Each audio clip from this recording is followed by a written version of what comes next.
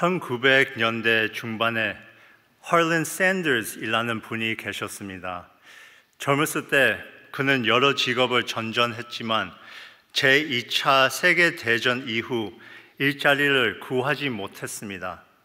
하지만 그에게는 한 가지 열정, 바로 프라이드 치킨이 있었습니다. 그래서 65세가 되던 해 그는 흰색 양복을 입고 식당들을 찾아다니며 자신의 치킨을 팔도록 설득하기 시작했습니다. 전해지는 이야기를 따르면 헐린 샌더스는 1009번이나 거절당했다고 합니다. 65세의 나이에 흰색 양복을 입고 식당을 찾아가 프라이드 치킨 사업 계획을 설명했지만 1009번이나 안 됩니다 라는 말을 들었던 뜻입니다. 그의 머릿속에 어떤 생각들이 들었는지를 상상할 수 있을 것 같습니다. 아마 차에 앉아 조용히 자신을 비웃을 것 같습니다. 이건 진짜 불가능해. 넌 너무 늙었어. 그냥 포기할까? 라고 생각했을 것입니다. 분명 그는 의심으로 가득 차 있었을 것입니다.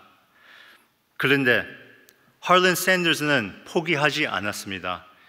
계속해서 자신의 아이디어를 알렸고 마침내 그의 치킨은 엄청난 인기를 얻게 되었습니다.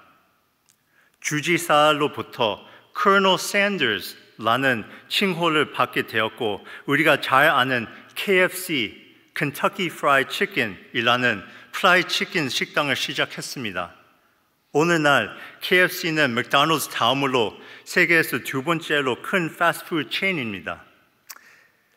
이 이야기를 나누는 이유는 헐린 샌더스는 75세 크리스천이 되었기 때문입니다. 그의 간증에서 그는 자신의 의심과 고난을 통해 자신을 넘어선 무언가가 필요하다는 것을 깨달았고 그것이 하느님을 찾게 된 큰 이유였다고 말합니다. 그리고 이 점이 오늘 우리가 살펴볼 본문으로 이어집니다. 왜냐하면 바로 이런 의심이 사라에게도 일어났기 때문입니다. 아브라함과 사라는 오랫동안 자녀를 기다렸습니다. 그들은 하느님께서 자녀를 주실 것이라고 믿었지만 수십 년이 지나도 응답이 없었습니다. 이제 사라는 90세가 되었고 희망을 포기했습니다. 하지만 10절에서 우리는 하느님께서 낯선 사람의 모습으로 나타나 사라에게 이제 곧 자녀를 낳게 될 것이라고 말씀하십니다. 사라는 이 말을 듣고 속으로 웃었습니다. 이거는 기쁨의 웃음이 아니라 믿을 수 없다는 웃음이었습니다. 그런데 하느님은 그 웃음을 들으시고 사라의 의심을 지적하셨습니다. 사라야, 너는 왜 웃느냐? 하느님의 이 질문은 의심에 대한 중요한 점을 강조합니다. 성경을 볼 때 의심을 단순히 믿음이 없는 상태라고 말하지 않습니다. 성경은 의심이 우리의 삶의 환경이 하느님의 약속보다 더 강력하게 느껴질 때 우리 마음에 들어온다고 말합니다. 성경에서는 의심이라는 단어는 종종 주저하다로 번역됩니다. 우리가 눈앞에 일이 너무 어렵거나 심지어 불가능해 보여서 한 발짝도 나아가기를 주저할 때를 말합니다. 이것이 사라가 직면했던 상황입니다. 사라는 하느님을 믿었습니다. 그분께서 약속을 이루실 것이라고 믿음이 있었습니다. 그러나 세월이 흘렀고 몸이 더 이상 젊지 않았기에 사라는 주저했습니다. 사라는 하느님께서 무엇을 생각하시는지를 알지 못했고 그래서 이제 아기를 낳을 것이라는 말을 들었을 때 웃을 수밖에 없었습니다. 하지만 하느님은 그 웃음을 들으시고 분노로 반응하신 대신 이렇게 말씀하셨습니다. 여호와께 능치 못한 일이 있겠느냐? 우리는 종종 우리의 의심이나 숨겨진 두려움을 나누면 다른 사람들에게 조롱당하거나 판단받을 것이라고 느껴집니다. 하지만 하느님은 그러지 않으십니다. 그분은 우리에 대한 우리의 의심에 대해 두려워하거나 화나지 않으시고 오히려 진실하게 다루십니다. 그분은 항상 우리의 믿음을 회복시키는 방식으로 말씀하십니다. 가끔 우리는 화가 나서 원망과 불평하며 하느님께 말한 적이 있을 것입니다. 하지만 매번 너무나 감사한 것은 하느님께서 우리에게 좌절이나 분노가 아닌 사랑 안에서 진리로 항상 응답해 주셨다는 것입니다. 시편을 보면 하느님을 찬양으로 끝맺는 시편들이 많습니다. 하지만 어떤 것은 다윗이 하느님께 화를 내고 희망 없이 끝나는 시편들도 있습니다. 그런데 하느님은 왜 그런 시편들이 성경에 남아있게 하셨을까요? 저는 하느님께서 이런 종류의 시편들을 성경에 남겨두신 것이 바로 우리에게 하느님 앞에서 정직하기를 원하신다는 것을 보여주기 위함이라고 믿습니다. 우리는 하느님께 무엇인가를 숨길 필요가 없습니다. 오히려 그분은 우리가 우리의 모든 의심을 그분께 가져오기를 원하십니다.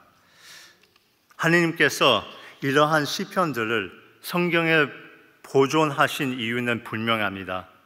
우리의 의심이나 분노가 결코 하느님의 사랑을 깨뜨릴 수 없다는 것을 보여주시기 위함입니다.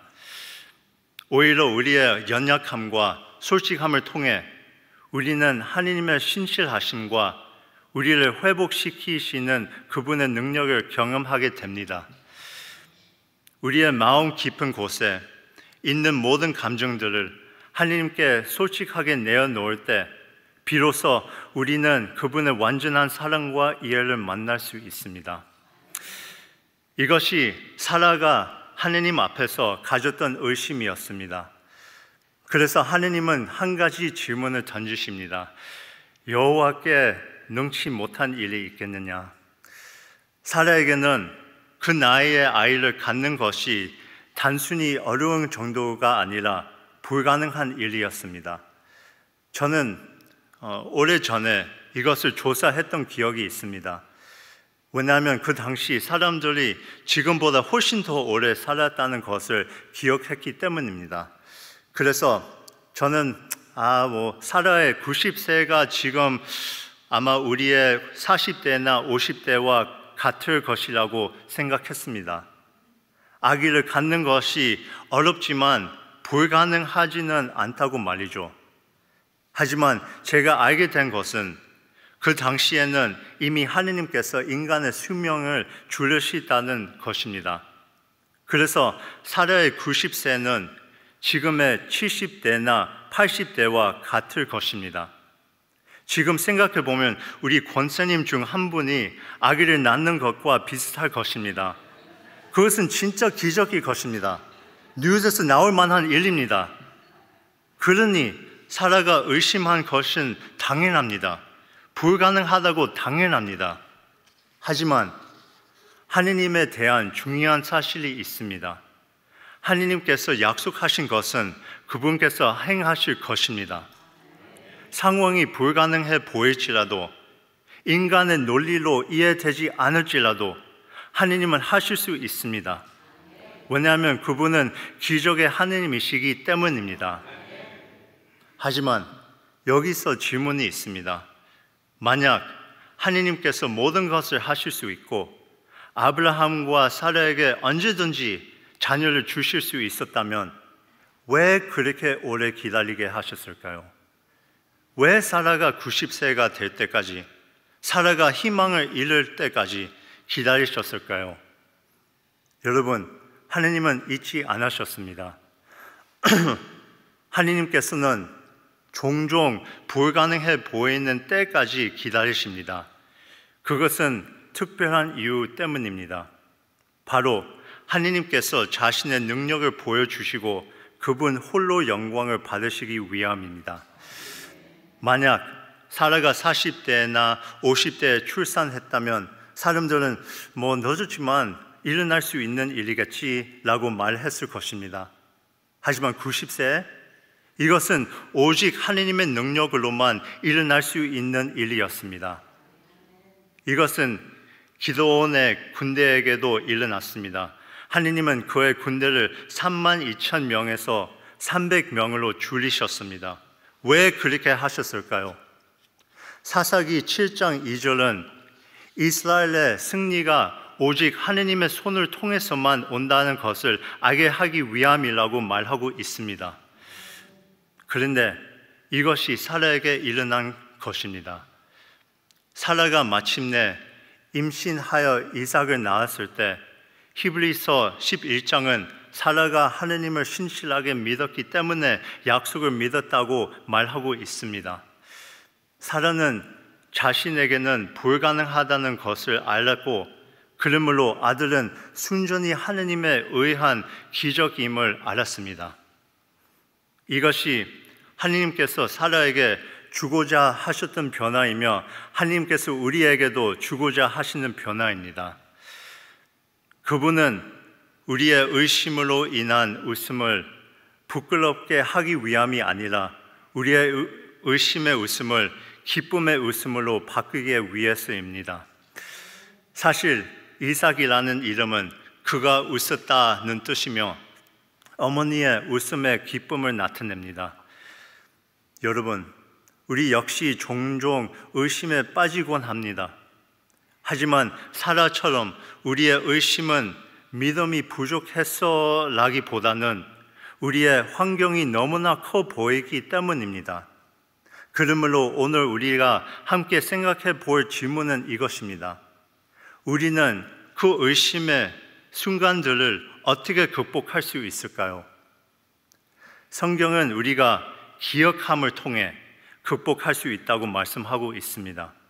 하느님은 우리에게 그분의 약속을 기억하려고 말씀하십니다. 하느님은 결코 우리를 떠나지 않으시고 버리지 않으실 것이라고 약속하십니다. 하느님은 우리를 향한 하느님의 계획이 우리에게 희망과 미래를 주기 위함이라고 약속하십니다. 그리고 우리 삶에 일어나는 모든 일이 목적을 가지고 있다고 약속하십니다. 우리는 장애물이 우리 앞에 있을 때 이러한 약속들을 잊어버리는 경향이 있습니다. 하지만 하느님의 약속을 기억할 때 우리는 인내심뿐만 아니라 자신감도 얻게 됩니다. 사무엘상에서 하느님은 이스라엘 백성에게 그 땅을 주시겠다고 약속하셨습니다. 하지만 그들 앞에는 골리앗이라는 거인이 있었습니다. 성경은 이스라엘 군대가 너무나 두려워서 그에게서 도망쳤다고 말합니다. 그가 좀 신기하지 않습니까? 이들은 전능하신 하느님의 군대입니다.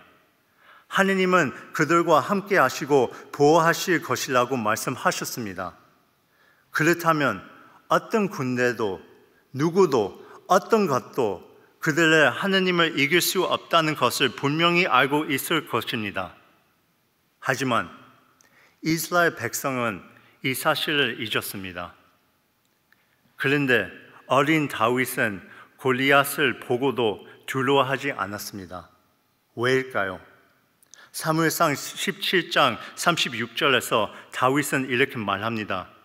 그는 살아계신 하느님의 군대를 모욕하고 있다. 다윗의 용기는 자신의 힘이나 지성에서 나온 것이 아니었습니다. 다윗은 하느님의 약속을 기억했기 때문에 용기를 가졌습니다. 우리가 하느님이 누구시며 그분께서 무엇을 하시는지 기억할 때 불가능한 것이 가능해집니다. 기독교 신앙은 쉬운 것이 아닙니다. 우리도 어려움에 직면할 수 있습니다.